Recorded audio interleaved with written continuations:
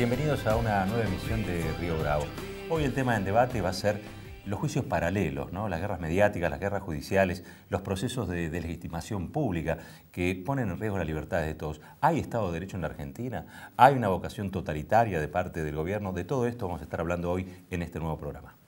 Río Bravo es una experiencia de contrainformación en un momento de bloqueo informativo como muy pocas veces hemos visto en democracia. Río Bravo es una apuesta a la información como libertad, el ejercicio de la libertad. Así empieza Río Bravo. Entonces muchos se vinieron para de este lado. Alerta a todos los jugadores. Se está acabando el tequila. Se está acabando el tequila.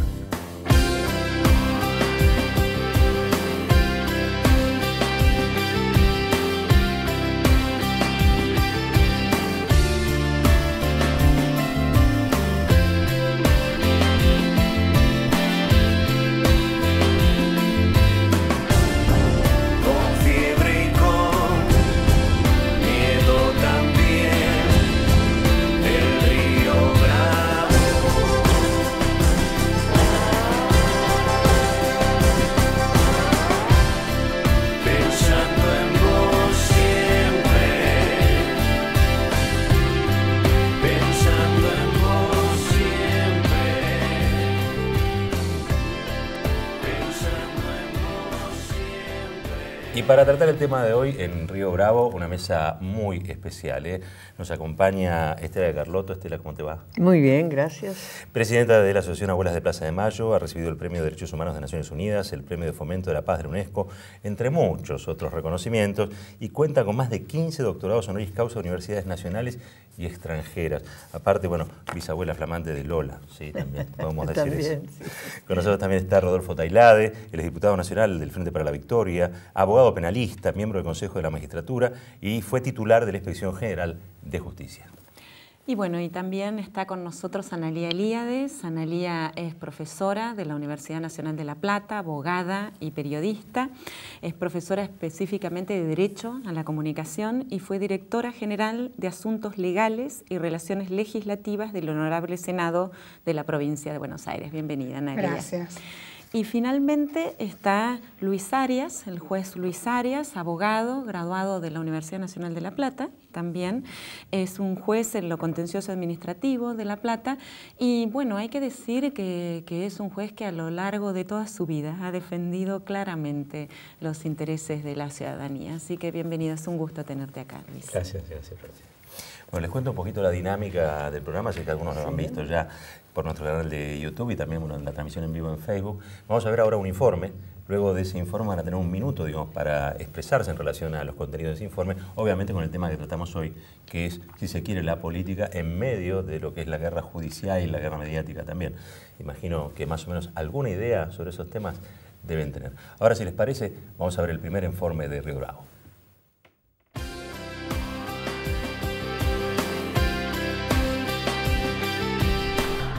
¡Gracias! Mauricio Macri llegó a la presidencia en diciembre de 2015, procesado en la causa por escuchas ilegales. Una investigación que llevaba 5 años y medio. Días después de su asunción, fue sobreseído por el juez federal Sebastián Casanel.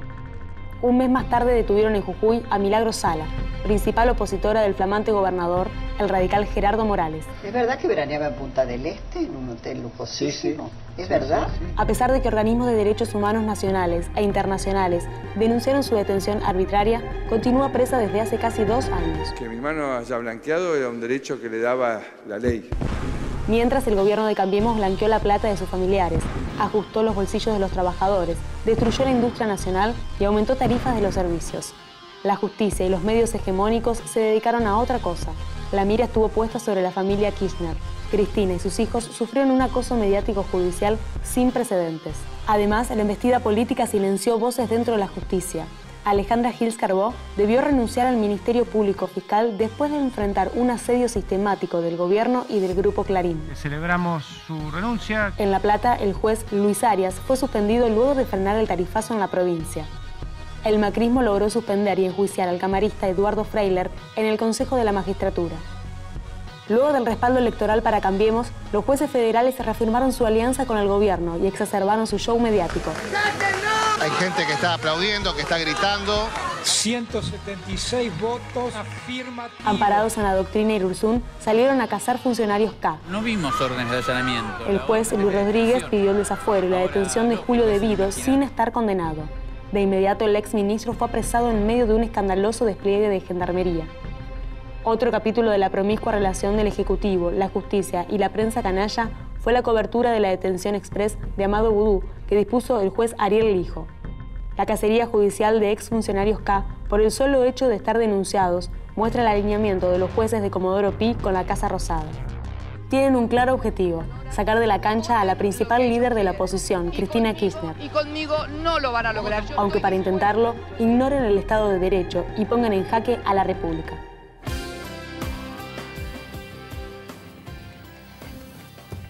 Entonces sí, ahora vamos al minuto y la pregunta es, ¿qué es lo que está sucediendo con el Estado de Derecho, con esta justicia, con la persecución judicial? Luis. Yo creo que hay una vocación totalitaria del gobierno, esto hay que decirlo con todas las letras. La idea de monopolizar la palabra a través de los medios de comunicación, lo que ha sucedido con el grupo Índalo, en manos de este personaje Rosner, que ahora aparece en escándalos internacionales por las cuentas offshore, la desaparición de diversos medios alternativos de comunicación y esa vocación, esa misma vocación que se extiende al ámbito institucional con un poder que pretende subyugar a los restantes, tanto al legislativo como al judicial, ¿no es cierto?, con el carpetazo en una mano y con el palo en la otra. Es decir, me parece que eso es una síntesis de lo que se está viviendo en este tiempo. Muchas gracias, Analía. Desde el principio, Cambiemos se presenta con un maquillaje discursivo donde siempre apunta a la República, pero desdeña completamente a la democracia misma y al derecho. Me atrevo a decir que hasta le repugna el derecho, porque de hecho el informe que acabamos de ver y los recientes hechos que hemos vivido dan cuenta de el desprecio que tienen por garantías constitucionales y por los derechos humanos básicos. La garantía de defensa en juicio, de debido proceso, el derecho a ser oído, sumado a una libertad de expresión muy acotada, porque la concentración mediática lo que está haciendo es acallar voces y existe una censura por medios indirectos que se disfrazan, digamos, de lo democrático, pero que ocultan otras voces que necesitan expresarse. Entonces ahí predomina un discurso único donde conducen o manipulan la información y al mismo tiempo se burlan de los derechos humanos básicos. Esto hay que advertirlo, porque el retroceso que estamos viviendo con pautas supuestamente democráticas es inédito e involucra a toda América Latina. Rodolfo. Yo creo que lo que está ocurriendo a partir del 10 de diciembre de 2015 es una reedición de lo que ocurrió siempre en la historia argentina una vez que la derecha más recalcitrante ocupó el poder. Para no ir demasiado lejos, en el 55 bombardearon la plaza y durante 18 años proscribieron una fuerza política. En los 70 mataron a 30.000 militantes para aniquilar la posibilidad de que la política sea la que conduzca el proceso de desarrollo del país. Y hoy las herramientas son otras. No nos van a bombardear, probablemente no nos maten a 30.000 compañeros, pero la hegemonía se traduce en medios de comunicación monopólicos y un poder judicial que está, me parece, absolutamente consustanciado con la ideología dominante. Es decir, por fin llega, después de varios años, al poder político alguien con que la justicia está plenamente identificado. Y en esa alianza, medios, poder económico y justicia, está la razón por la cual hoy está atacado el Estado de Derecho. Querida Estela. Bueno, yo no soy abogada, soy simplemente una abuela, una maestrita, pero tengo 40 años de experiencia de una lucha muy larga que nace con una dictadura cívico-militar. Y ya entonces teníamos problemas con la justicia que no existía, los recursos de habeas corpus eran contestados a todos lo mismo y con el mismo mensaje. Y bueno, ya en democracia aprendimos a caminar y fuimos consiguiendo, abriendo el espacio institucional de nuestra lucha. Pero en esta etapa que estamos viviendo, estamos realmente muy preocupadas porque no existe la justicia, no hay separación de poderes, todos están subyugados por el orden que dé el presidente y su grupo de personajes llenos de dinero con el único objetivo de imponer un sistema nuevo. Están cambiando el lenguaje, los billetes, todo de una manera feroz y nos están quitando nuestra identidad. Caramba, bueno, tenemos ahora para desarrollar, ¿no? Aproximadamente 8 minutos para cada uno, para que nos vayamos metiendo en todos los temas que planteamos, ¿no? Es evidente que hay un escenario, o por lo menos una mirada común, seguramente aparecerán matices en la charla. Se pueden interrumpir amablemente, digo, pueden conversar, no es intratable esto, así que lo pueden hacer. Así que no, lo que tratamos es de entender, y para entender tenemos que dejar que la gente hable. No sé, doctor, digo, si usted quiere desarrollar algunas cosas sobre... Pongamos el tema de la colonización judicial. Digo, yo leí a un personaje de la derecha que habitualmente escribe en La Nación diciendo que ahora el peligro era que la justicia se tiñera de amarillo. Me sorprendió, ¿no? Lo ponía en un pie de igualdad con justicia legítima, digamos, ¿no? Pero decía, bueno, ahora el peligro es este. ¿Hay un peligro de esas características? ¿Alguna vez dejó de ser amarilla? Es buena pregunta. No, desde todo punto de vista, ¿no? Así como hay una prensa amarilla, también hay un poder judicial amarillo. Yo creo que lo que ocurre es que hay que cambiar definitivamente este modelo de justicia, ¿no? Es un poder judicial que nace desde sus orígenes, la división de poderes, con una impronta aristocrática, ¿no? Es decir, los cortesanos, por eso tenemos las cortes, eran las cortes del rey. Después de la Revolución Francesa dijeron, ¿qué hacemos con estos tipos? ¿Qué hacemos con estos chabones? Bueno, lo ponemos en el Poder Judicial. Y así quedaron. Por eso las costumbres de llamar SS, su señoría, vuestra señoría, todos la simbología, digamos, de títulos y honores que en la Argentina fueron derogadas en la Asamblea del año 13, siguen vigentes en el Poder Judicial. Creo que necesitamos avanzar hacia una justicia, hacia un modelo de justicia popular, donde desde los antecedentes mismos de los jueces, una persona que se ha dedicado a obtener cartones y títulos no puede estar por encima de otro abogado que se dedicó a pelear por los otros, puso su vocación al servicio de los demás. Parece que hay que empezar, yo creo que en la justicia es más valioso un abogado militante en materia de derechos humanos, es mucho más valioso, que ha mostrado un compromiso y un servicio por los demás, que una persona que, digamos, se ha sentado solo en su escritorio con sus libros a escribir, por ejemplo. Sin embargo, la valoración es diferente hoy, se le da mucho más importancia a esto último. Pero por otra parte hay que incorporar a la sociedad al Poder Judicial, tanto en la elección de los jueces, hay que seguir un camino que se había iniciado con el decreto 222 de Néstor Kirchner, cuando se seleccionaron los miembros de la Corte, que fue una de las mejores cortes que tuvimos, ¿no? Con Carmen Aigerbay, con Zaffaroni, incluso con Lorenzetti mismo, ¿no? Por más que hoy se lo pueda cuestionar. En ese momento creo que había una corte muy buena que avanzaba en la consagración de derechos, en la apertura hacia derechos sociales y los derechos humanos, que sentó una doctrina muy importante. Pero bueno, la ciudadanía no participa de la selección de los jueces. Un diputado, un un concejal, duran 4 años en sus funciones y concitan la atención de toda la sociedad al momento de una elección. Los jueces estamos toda la vida en nuestras funciones y sin embargo la ciudadanía ni se entera.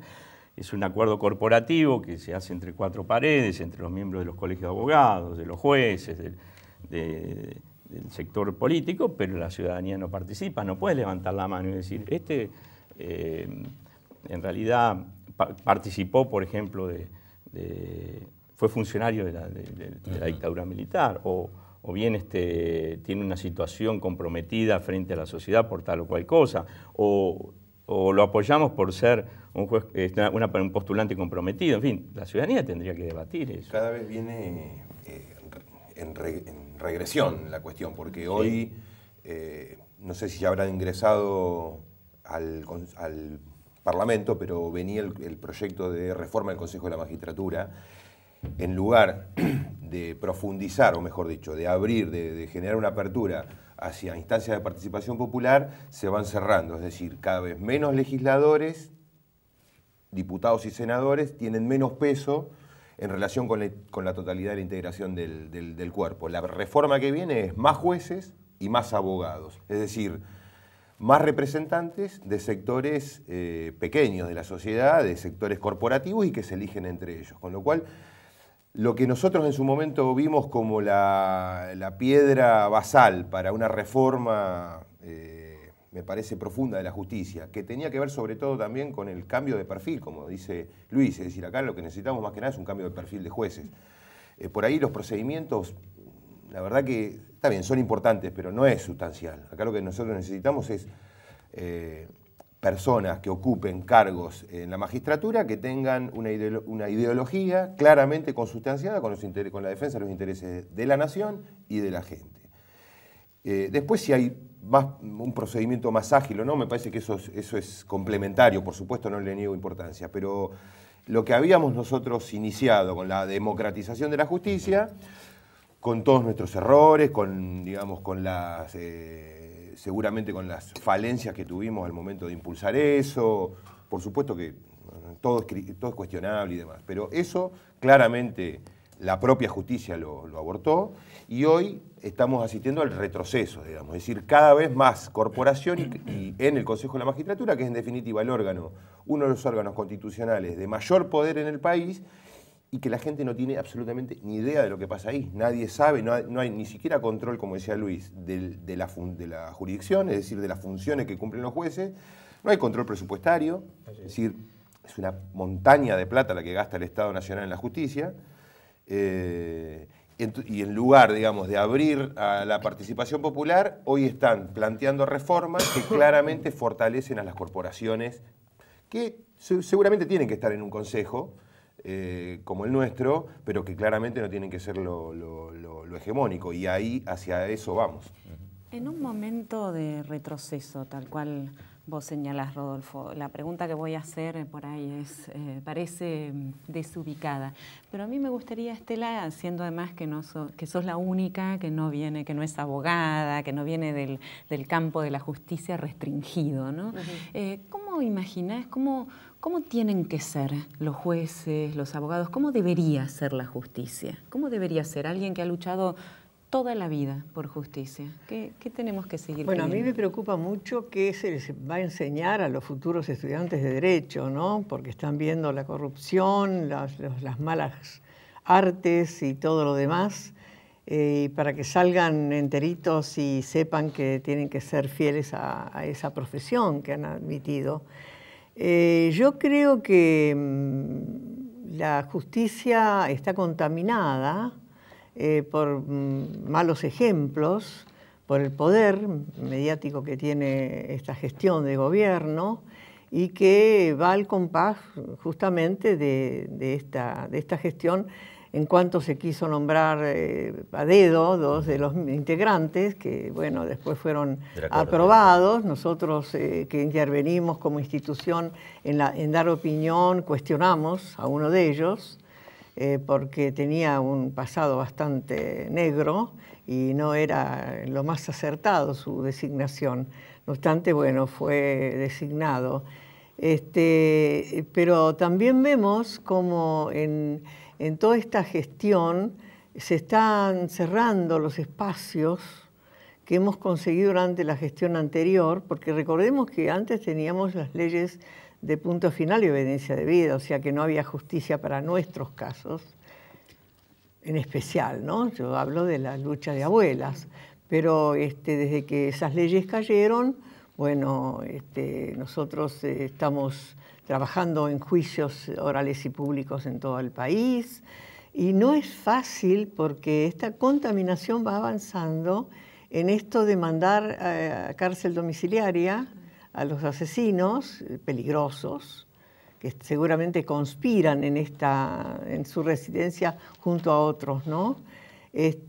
Aparte, Gils Carbó, que era para nosotros una procuradora excelente, y tenemos todavía, vamos a ver qué pasa, un espacio dentro de la Fiscalía, una Fiscalía especial, para ayudarnos a encontrar los nietos a través del Estado.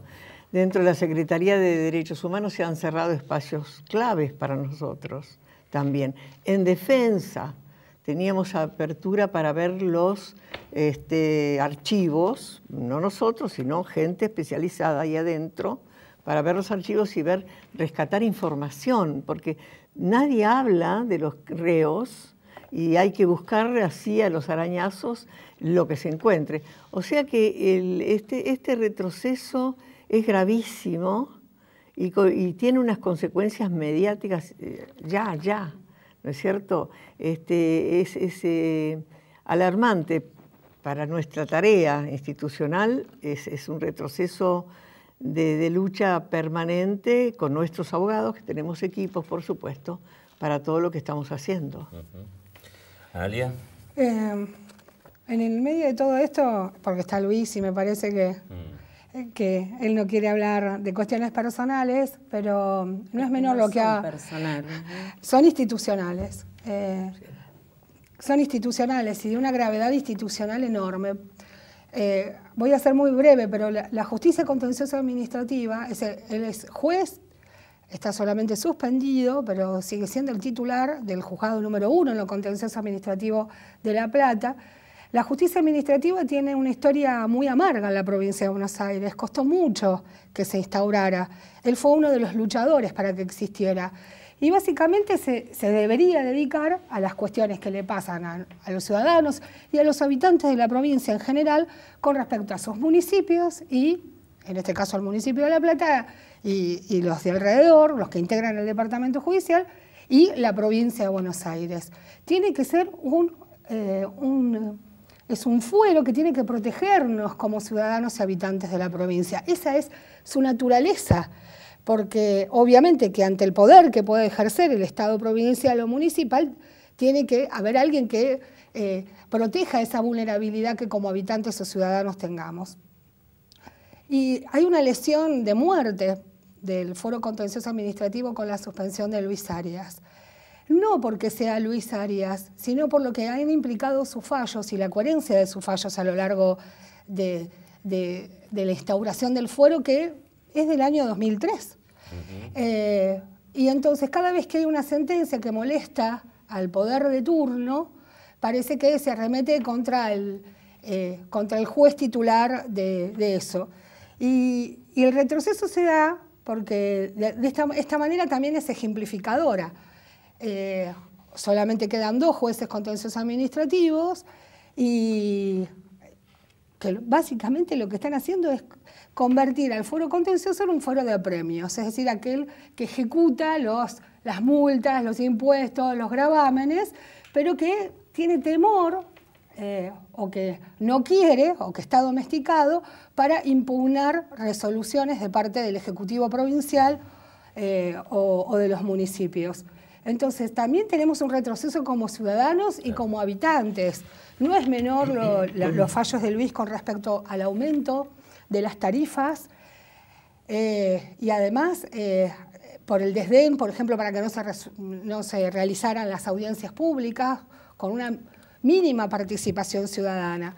Entonces, hacer esto con el fuero implica herirlo de muerte y herir de muerte a nuestros derechos como sujetos habitantes de la provincia de Buenos Aires. Detesto la palabra administrado porque parece un sujeto pasivo que se controla, pero quizás quieren eso, que seamos meros administrados. Una cosita al contexto de regresión, que tiene que ver con un componente subjetivo que tiene el gobierno nacional, en este caso, no solamente una estrategia general, sino también, y por eso aprovecho que está Estela, para dar un ejemplo de cómo se va a manejar el gobierno en materia de designación de jueces y fiscales.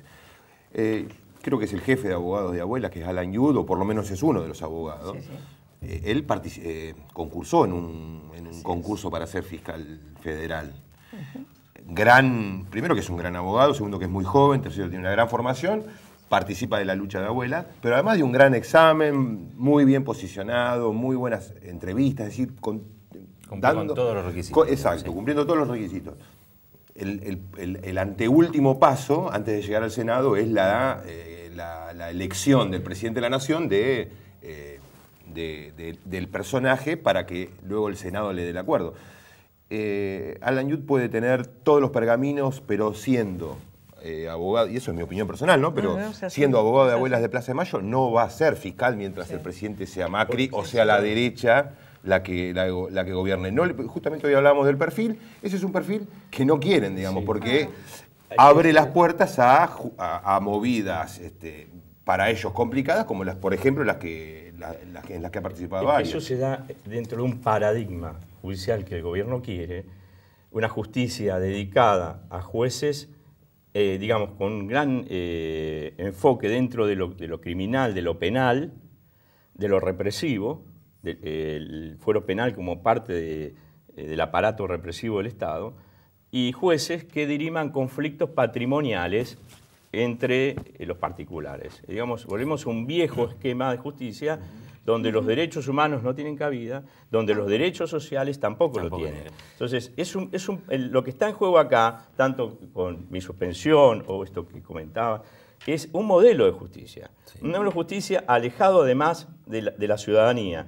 Porque yo vuelvo, insisto sobre este concepto, mientras los jueces no se sientan en la necesidad de legitimarse frente a la sociedad y no frente a los poderes fácticos o constituidos, nunca va a fallar a favor de los derechos de la gente. Siempre va a fallar en contra. Es como la policía. La policía no tiene que estar bien con el vecino, tiene que estar bien con su jefe porque es él el que lo asciende. Y acá pasa lo mismo. Necesitamos democratizar. Digamos, el gran desafío del futuro es abrir todos estos espacios, las fuerzas de seguridad, el Poder Judicial y tantos otros espacios a la participación popular.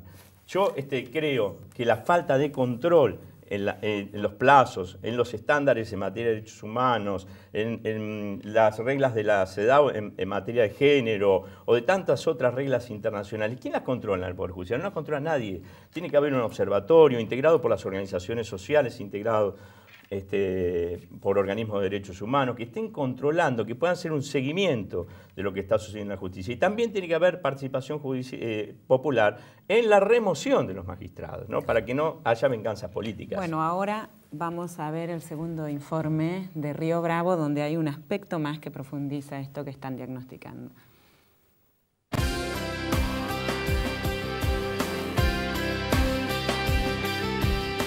Na guerra, você destrói fisicamente seu adversário. Nesta luta política que está ocorrendo na América Latina, você quer destruir o seu adversário civilmente. Você quer desmoralizar, julgar, criminalizar, enfim, afastá-lo do campo da luta política. Esse processo tem sido chamado por vários estudiosos, uns chamam de lawfare, ou seja, o uso da lei como arma de guerra. And in a way, once upon a time, political opponents were killed by fascist. Now they're basically incarcerated, and the violence of the law has replaced the violence of the gun, because you destroy people, you face them, you erase them, you take away their assets, you take away their dignity, you take away their lifestyle. Bueno, se nos está derrumbando la República aceleradamente en función de una serie de shows judiciales, procedimientos de tipo mafioso, evidentemente, coacciones. La coacción es un procedimiento clásico de organizaciones delincuenciales, ¿no? Junto com o judiciário, você tem uma imprensa que julga antes do julgamento estar completo, antes do devido processo legal ocorrer, a imprensa julgou, condenou, sem direito de defesa, e isto é um instrumento para calar essas lideranças. Ya el diario Clarín, a través de una nota de Julio Blanc, había dicho que, digamos, se titulaba Los jueces y fiscales que más incomodan al macrismo, y aparecía mi foto en primer lugar, digamos, después del título. Ya venía anunciándose de algún modo este desenlace. Hay una justicia colonizada por un poder político bipartidario que está atado por negocios y por complicidades y que responde a un poder económico que está por encima de la legalidad institucional.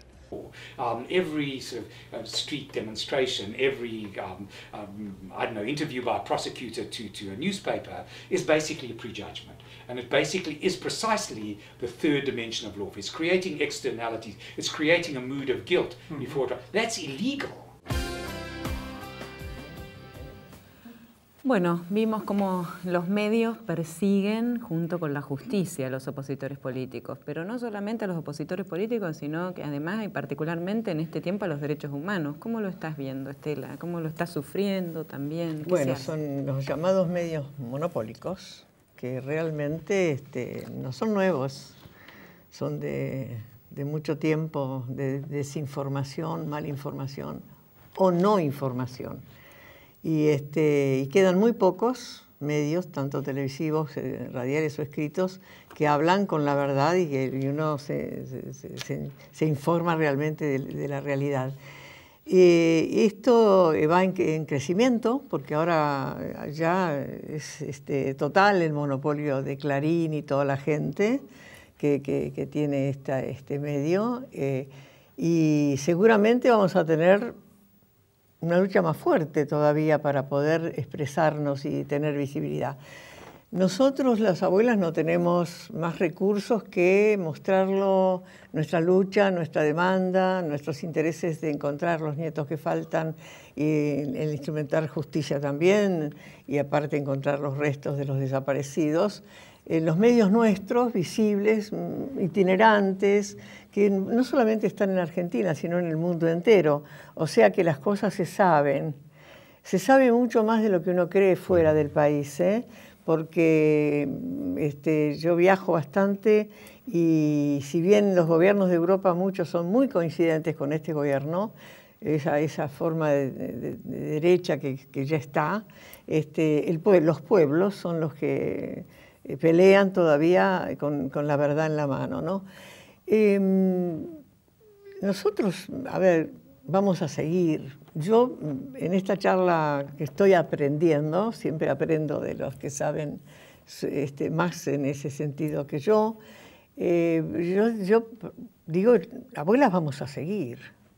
A mí no me interesa lo que piense el gobierno, ni lo que piense en su séquito, sino vamos a seguir buscando de la misma manera y con los riesgos que implique esa búsqueda, porque ahora ya es riesgoso, es volver a tener miedos. No tenemos miedo, tenemos preocupación, pero hay que resolverlo de alguna manera y es desafiando. Es decir, esto que estamos haciendo ahora es un desafío de que la verdad se escuche y que se sepa qué están haciendo, en este caso con la justicia, pero hay muchas cosas más, con la educación, con la salud. Están desarmando la historia de nuestro país hacia jirones y poniendo todas banalidades que no van para nada, pero hay una juventud muy fuerte que lucha y también una adolescencia pensante, porque cuando vamos a dar charlas, que lo hacemos mucho, para llevar el mensaje real, nos preguntan qué podemos hacer.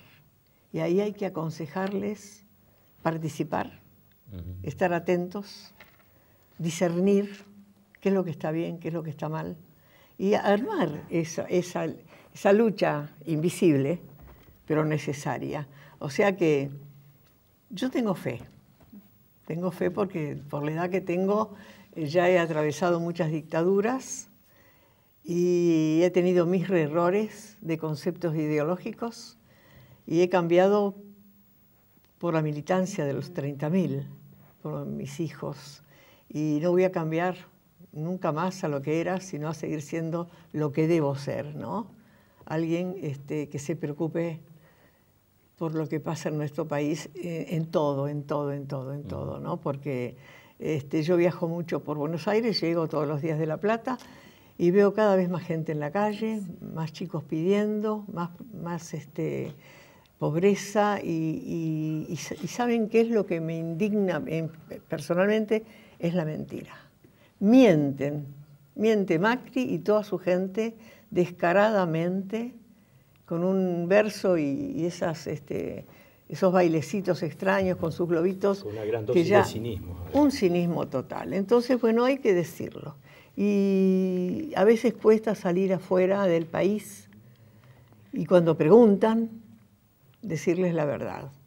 No es grato, pero tampoco no puede haber silencio.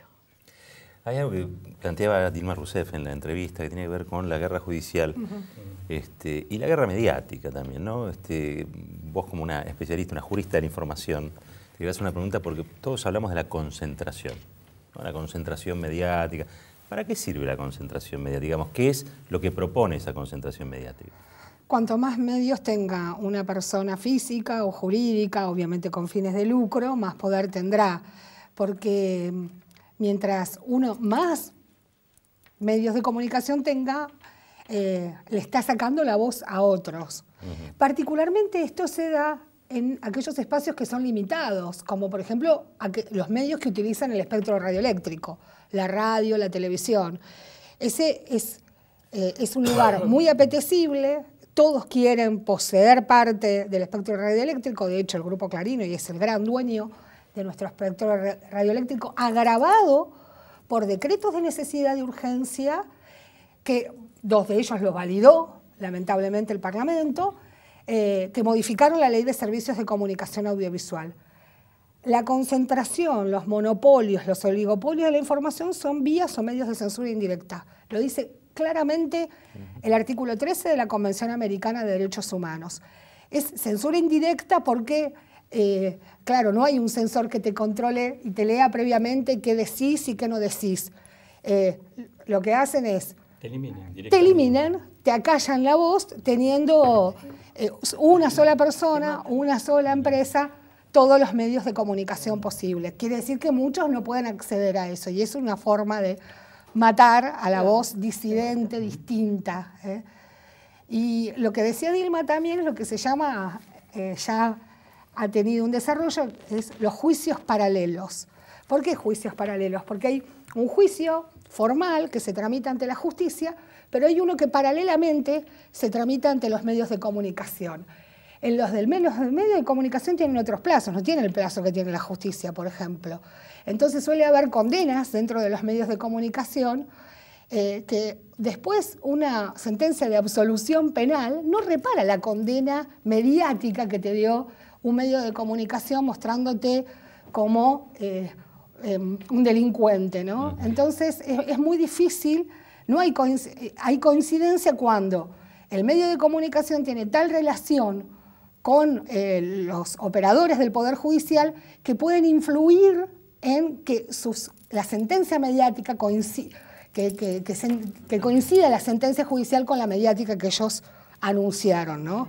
¿Eso es lo que está pasando ahora? ¿Están aceptando en la justicia la condena mediática los mismos operadores de justicia? Sí, yo creo que acá me parece que se está dando un experimento. A ver, no tengo el conocimiento sobre lo que pasa en todos lados. Pero acá está sucediendo un experimento, me parece que inédito, por lo menos en nuestro país, que es que más allá del juicio paralelo, en realidad acá hay la conducción del conflicto es de los medios de comunicación. A ver, para dar un ejemplo concreto. Alejandra Gil Carbó se termina yendo porque Clarín le inventa una causa Acuérdense que la causa por la cual está procesada Gil Carbó es una denuncia anónima. Inventa una causa, arma una causa Clarín porque la política no había podido resolver el tema. Es decir, en el Congreso, claro, es decir, esto arrancó del primer minuto de la gestión Macri. Por decreto. En el Congreso no pudo pasar la reforma del Ministerio Público Fiscal que acotaba el mandato de la Procuradora y... Con lo cual, cuando fracasa ese intento político civilizado, pues yo hablo de civilización o barbarie, la nueva civilización o barbarie. El peronismo hoy está dentro digamos, está del lado de la civilización. La barbarie son estos tipos. Avanzan con un intento de ley, la ley se cae porque no tuvo consenso, porque se pelearon entre ellos, por lo que fuera. Tuvieron que recurrir al armado de una causa penal por parte de los medios de comunicación, y en este caso puntualmente Clarín, y así te puedo nombrar varios ejemplos. Freiler, el caso de Eduardo Freiler, que es un camarista que también le inventan una causa, o el hecho en sí es Clarín y La Nación, digamos, motorizando un supuesto enriquecimiento ilícito que cuando llega a la justicia, que llega después, y cuando llega al Consejo de la Magistratura, está prácticamente definido, digamos, la opinión pública digamos, absorbió digamos, se contaminó por lo que planteó Clarín. Y si querés voy a un ejemplo un poco más incómodo, que es Lázaro Báez, digamos, ¿no? Que es un ejemplo incómodo para nuestra fuerza política.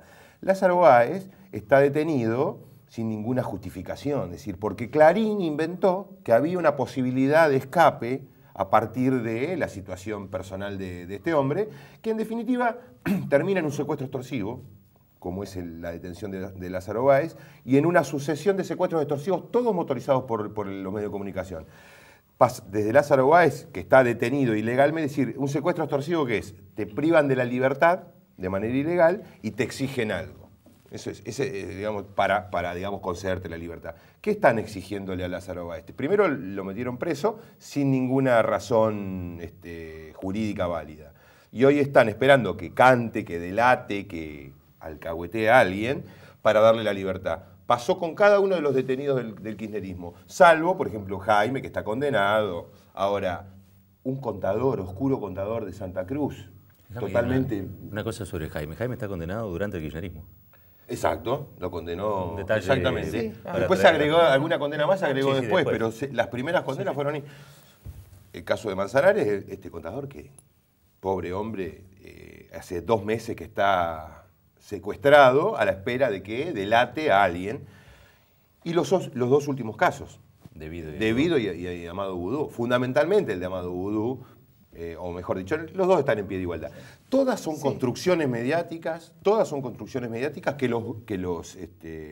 los jueces o el sector judicial, particularmente el de Comodoro Pi, es el que, digamos, el que le da continuidad a la operación. Pero hay una diferencia, más que juicios paralelos, acá el disparador es el medio de comunicación. Yo me acuerdo de una imagen, no sé si ustedes la tendrán presente, del fiscal Marijuán buscando con retroexcavadoras en el sur. Sí. Y la camperita azul. Vamos. Sí, increíble, ¿no? Digo, uno piensa, casi está un hecho dramático, espectacularizado, digamos, en función de un relato. Ahora, ese relato fue previo, mediático, y que tiende a la deslegitimación, ¿no? Digo, porque lo de Vudú, digo, la detención de Vudú, yo le pregunto al doctor Arias, que es juez, digamos, ¿no? Pero yo nunca había visto una cosa donde a alguien se le aplique una prisión preventiva de manera tan discrecional. Digo, pues yo no veo ni riesgo de fuga, estaba derecho, digo, ¿qué más tendría que haber hecho? Ir a encadenarse él. Ni procesado. Efectivamente, sí. Acá tenés un especialista en derecho penal. O sea, pero yo lo que veo es, efectivamente, como decía Dilma, yo creo que utilizan la ley. Acá no importa el derecho. O sea, acá no es una cuestión jurídica. Nos pasa a nosotros también, cuando queremos defender nuestra postura, no importa eso. Acá está avasallado el Estado de Derecho. Importa la finalidad.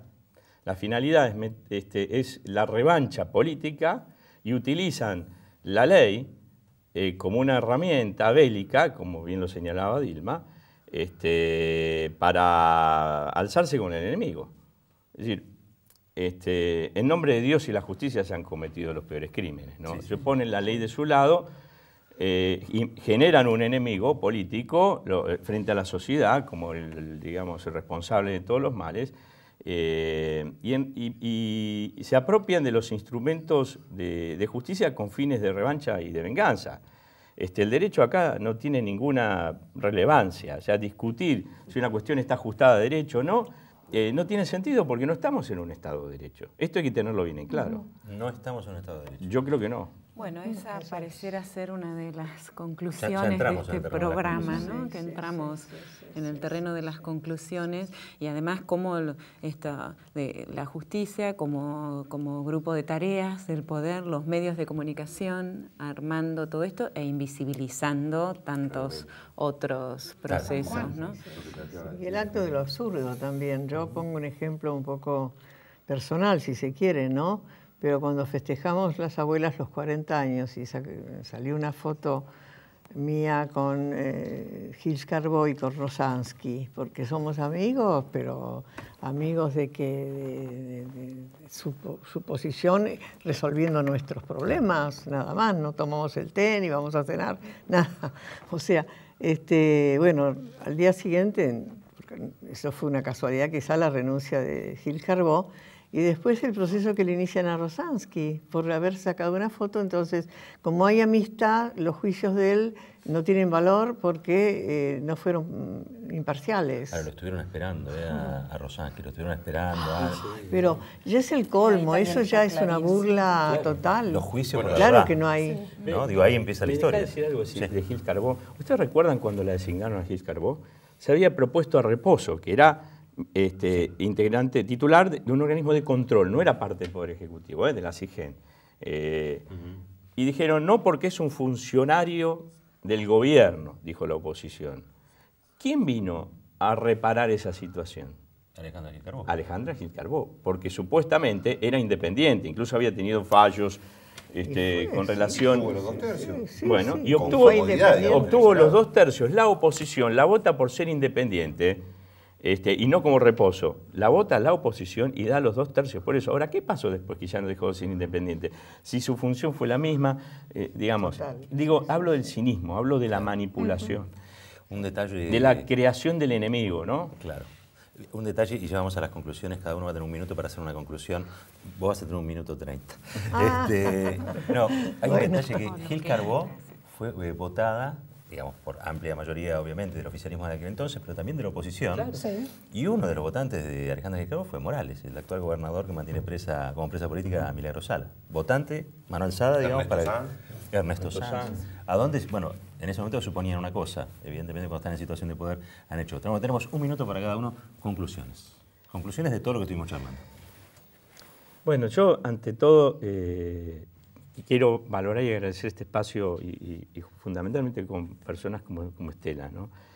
Me siento halagado por eso. Y tomo algo de su mensaje, de lo que ella decía respecto a los jóvenes.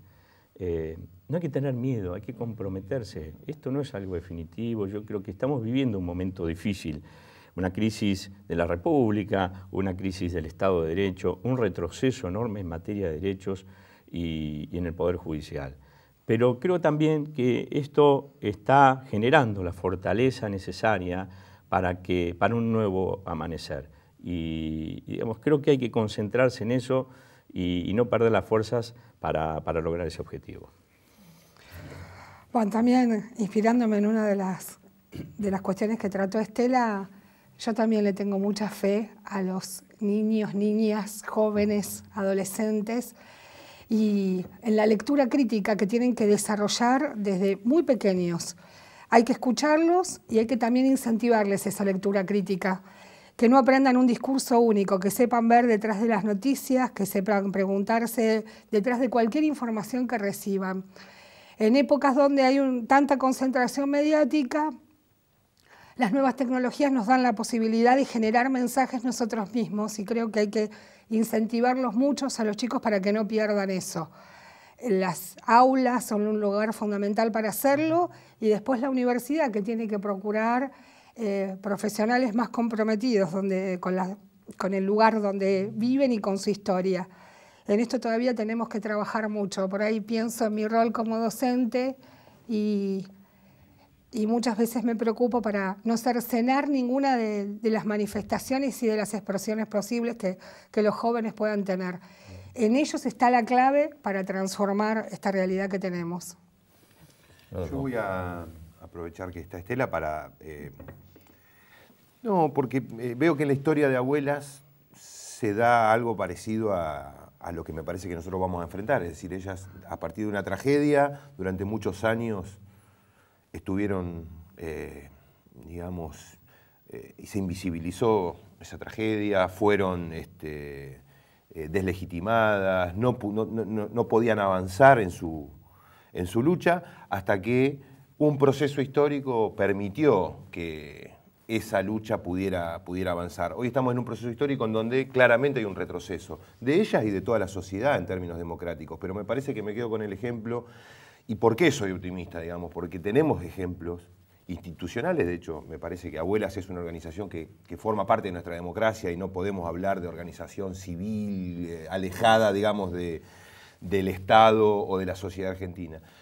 Ese ejemplo me parece que es el que nosotros tenemos que seguir como dirigentes, militantes, en el rol que nos toque, y no podemos dejar de ser optimistas, no podemos dejar de tener esperanza. Ese es frente a en este caso, mi lucha o la lucha o alguno de los aspectos de mi lucha política tiene que ver con el derecho, tiene que ver con la justicia. Es un lugar que hace 200 años es prácticamente inexpugnable para el pueblo, para los sectores populares, pero no por eso hay que dejar de intentarlo, y con estos ejemplos me parece que vamos a conseguir el objetivo. Bueno, yo también, por naturaleza, soy optimista, y la institución Abuelas va a seguir su camino inexorablemente, esté quien esté. Escollos hemos tenido, hemos sabido esquivarlos, y tenemos el relevo ya para el futuro. El día que no estemos van a seguir nuestros nietos recuperados y otros nietos y nuestra propia familia. Y sobre todo estamos inspiradas en la lucha de los 30.000 desaparecidos, porque cuando yo hablaba con mi hija Laura por el temor que tenía de que le pasara lo que le pasó, realmente que fuera asesinada, dijo: nadie, mamá, quiere morir, todos tenemos un proyecto de vida, pero miles de nosotros vamos a morir y nuestra muerte no va a ser en vano. Y eso significa que lo que querían era justicia social, y por eso estamos trabajando las abuelas. Muchas gracias por dar testimonio en tiempos tan difíciles. Muchas gracias por luchar. Y gracias también por la energía y por el optimismo. Más allá de que estuvimos hablando de temas duros. Nos queda, como siempre, corto el programa, 1 hora más tendremos que tener. Ahora los despedimos. Gracias nuevamente. En un minuto, nuestras conclusiones.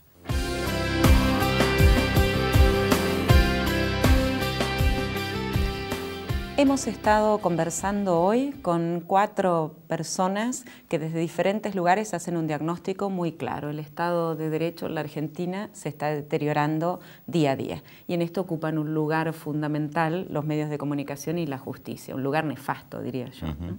Bueno, lo que hablábamos hoy en relación a los juicios paralelos que expuso Aralía Elíades también, ¿dónde empieza la condena de un funcionario o de un disidente político o de un opositor político?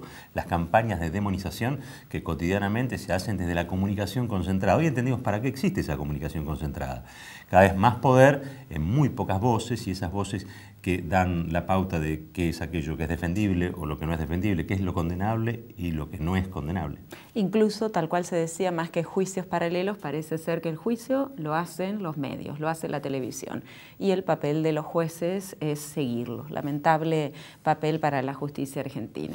La colonización, ¿no?, del Poder Judicial también es una de las claves. La colonización de parte del macrismo, de jueces que hoy prácticamente responden a los intereses del gobierno. Digo, la independencia de poderes, la tan republicana independencia de poderes, no solamente está en riesgo, sino que está hackeada en la Argentina de hoy. Me quedo, de todos modos, con la vocación del juez Arias, me quedo con el espíritu también de Rodolfo Tailade, sobre el final, que hablan de la esperanza, y por sobre todas las cosas con esa mirada dulce que nos interpela constantemente y que nos dicen no aflojen, no aflojen, no aflojen, que es Estela Carlotto, ¿no? Que además dice, faltan todavía alrededor de 300 tantos nietos para recuperar, como no va a ser necesaria la justicia.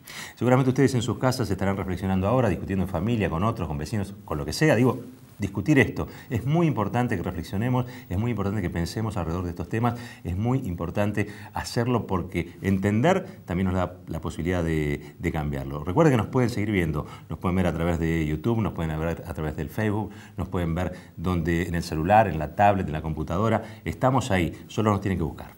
Muchas gracias, hasta la próxima.